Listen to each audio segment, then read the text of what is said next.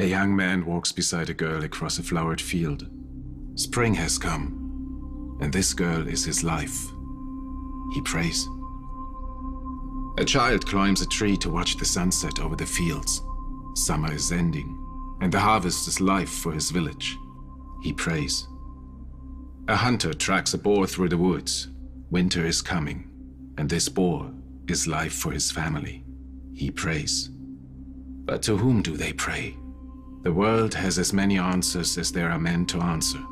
But walk far enough, climb high enough, hunt long enough, and a man shall find only one God, with many faces.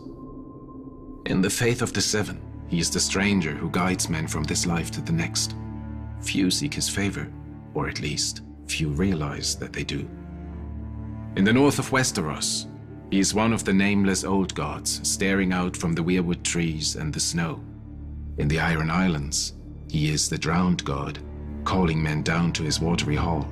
What is dead may never die, but rises again, harder and stronger. In the Far East, he is the Lion of Night, who fathered the world's first emperor on the Maiden Maid of Light, and whose wrath nearly ended the world. In Volantis, he is the Lord of Light, whose followers feed men to the flames to beg his favor. In Lys, he is the weeping lady who sheds her tears for the living, soon to die. In Qohor, he is the black goat, and he feeds on blood offerings every day. On holy days, he is offered condemned criminals, and in times of great crisis, he may even be offered the noblest children of the city to beg his protection. Does he accept their gift? Well, the city still stands. For the poor, he is the hooded wayfarer. For soldiers, he is Bacalon, the pale child.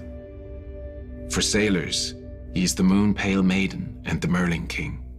In the House of Black and White, however, he is all of them, and none of them. He is the many-faced god, and wherever a man turns, there he is. Men come from every corner of the world to know him, to beg his favor and seek his gift, for themselves, if their life has grown too hard, or for others who are making it so. It is all the same to the many-faced god. While at Dohaeris, all men must serve him, beggars and kings. While at Morghulis, all men must die, good and evil. Men worship as they will, but at the end of every road stands the many-faced god, waiting.